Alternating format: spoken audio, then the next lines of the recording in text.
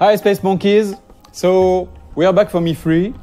We wanted to share with you that demonstration, which is a mix between a technological demonstration of the engine that we call Voyager and the actual game with some gameplay elements.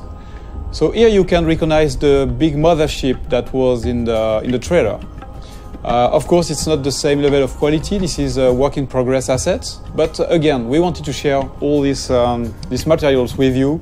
As you know, the game is in development.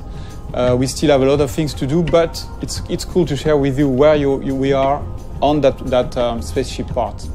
So here, the mothership is like a home, a house for the player. That one is about 400 meters long, and you can have your crew inside, of course your main character, but also your spaceships.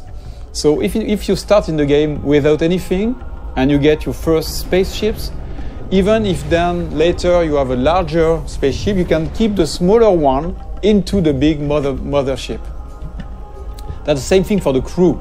If you start with 1 or 2 members in your crew, then you can have them in your big mothership later. That gameplay mechanic of what we call the Russian dolls, so bigger, smaller into the bigger, and then your characters, is very close to what we had in fact in Beyond Good and Evil 1 when the characters were getting out of the hovercraft. So here we have that monkey, which is my playable main character here, but of course in that game, you can select your character and create your own character. Just to give you a feeling of scale, that ship is about 20 meters long, and the other one, the mothership, is about 400 meters long. I'm going to go close to it so that you can see the size. So when we have large spaceships like that, the good thing, the interesting thing is that they are a real level of gameplay.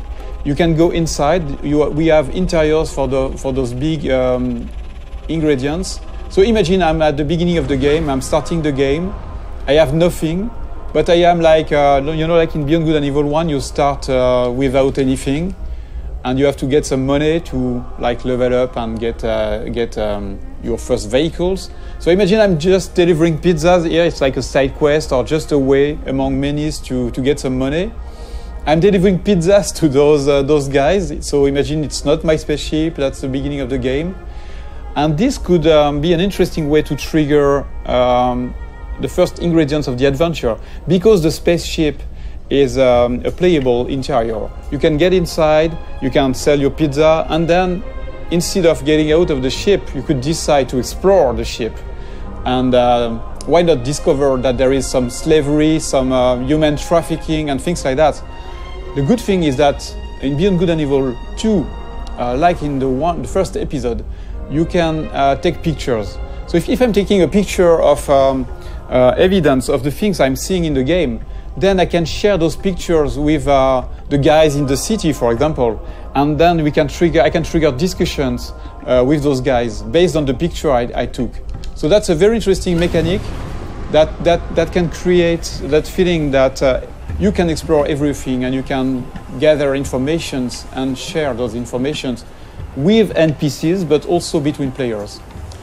Another very interesting thing here is the feeling of scale. Here we know that the players, they will explore everything. They will want to go everywhere. So we need to handle large-scale ingredients, like that huge statue, where you can go very close to it and you can look at all the details on the statues. And of course, you can go inside of this kind of statue, and you can also get on top of it. I just want to show you something interesting about the scale and the feeling of scale. So I'm going to land on the top of the statue, and you will realize how big it is.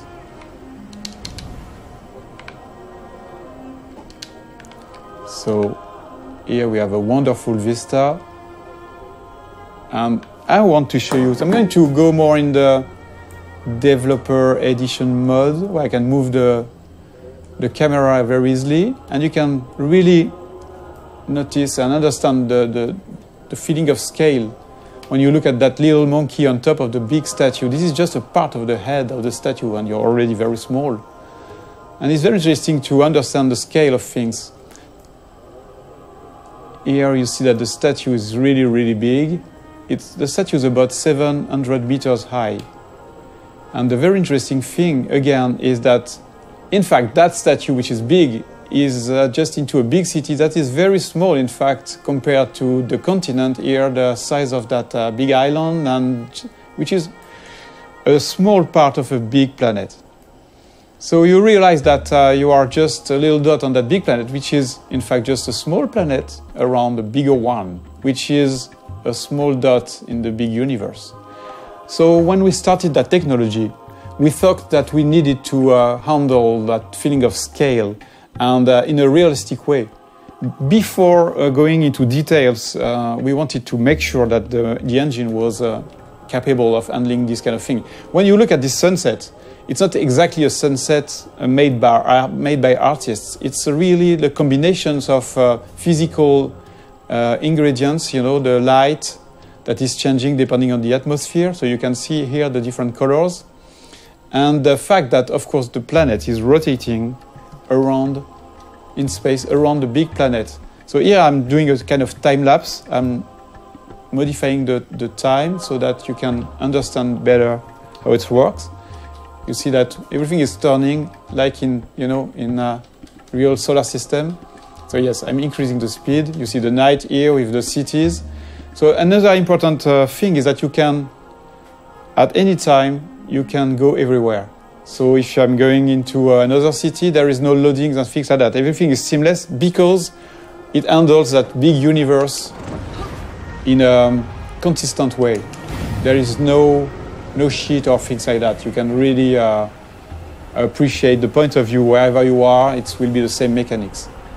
So that was one of the big features we wanted to make sure that we had before showing the game to the public, to everybody, so that we wanted to make sure that the technology was working and this big ambitious game was feasible. I'm going back to my spaceship. I want just to show you some gameplay ingredients. I'm going to change a little bit the time so that we have a bit more sun. Yeah. So that spaceship is very, very nice. It's very close to the Beluga we had in Beyond Good and Evil 1. It can handle very large speed, but it's also very easy to do loopings and trigger very fast movements. So it's a dogfighter. I can increase the speed. So this is a classic plane speed we have on Earth. We are about 1,000 kilometers per hour. But you can increase that speed dramatically, like this, for example, and you will see. So the speed is increasing now. You see that it's about 5,000 kilometers per hour. Let's go back in the city so that we can really understand the speed. And I can increase the speed again. Whoa. Use some tricks, movements. And then we are going to do a looping, for example. So you can combine anything, any movements. And the very nice thing too is that you can even increase the speed to 20,000 kilometers per hour, which is a lot. I'm going to try, to drift like that. So at any time you have the drifting mode, you have all these very interesting movements. But of course, the biggest things you want to do in this kind of situation is to go in space. So let's trigger higher speed. And you see this little effect around the spaceship is because of the friction of the atmosphere. If I don't increase my speed, there is no reason to have more friction. But if I'm increasing the speed, you will see that the effect is stronger. And same thing if I'm going very, very fast. So depending on the quantity of atmosphere, you can have a stronger effect. Until you start burning. But you see, with those very high speed, you can really travel very, very far and very fast. Just changing the time of the simulation so that we can appreciate a wonderful view in space. So if I decide to go on this planet or the satellite, which is somewhere around there, I can go there seamlessly. And the more the further you are of the planet, the faster you can go because there's no more atmosphere, so no more friction. So yes, here still have a little friction. But of course you can go back onto the planet whenever you want.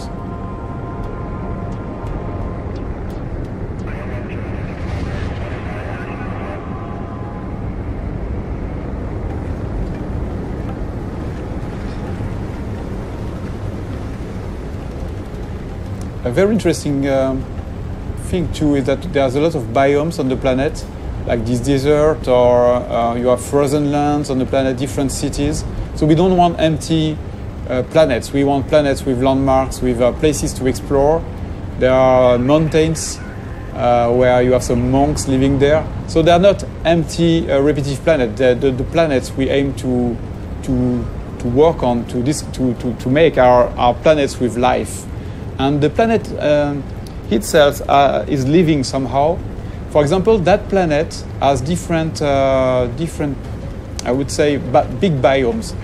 Because that planet, as I told you, is a satellite of the bigger one, the one that is in the foreground. A part of that planet is protected, like the moon. Our moon is a part of the moon is protected by Earth from the big asteroids and meteorites. So here that's exactly the same thing. The cities are built in the safe place where nothing is falling from space. But I will show you a bit later the opposite part of that planet, where you can have real-time giant meteorites, asteroids falling and modifying the planet's ground. The very interesting thing is that this kind of event is connected to the life on the planet. So that, yes, you've got those cities on the safe place, but once the big giant meteorites are falling on the other side of the planet, then you have the big companies that are sending the slaves on those very dangerous places. And a lot of slaves are dying trying to gather the meteorites goods, all the things that are falling from space and crashing. They are taking those rare materials and risking their life. So it's not just about the planet on one side and the story on the other one. The planet and the story are connected, and that's a very important thing for us. So again, let's look at that planet modification process. Okay, so now we are back on the other side of the planet, the side that is bombarded by meteorites. Here, we just want to showcase the ability that we have in the engine to modify the whole planet in real time. So here, for example, imagine that you're flying over that region. You can have a huge meteorite falling in front of you, and you will have all these one incredible effects on the planet, but also on the other spaceships. So that's a very important feature for Beyond Good and Evil. We want interactivity to be the heart of the whole experience, not just with characters, not just with spaceships, but also with a big, huge planet. So thank you for watching that video. This is our first Space Monkey debrief. Many more will come, and we would love to have you leaving us your comments on this Space Monkey program site. So please comment, tell us what you think, and expect way more videos like that. Thank you very much.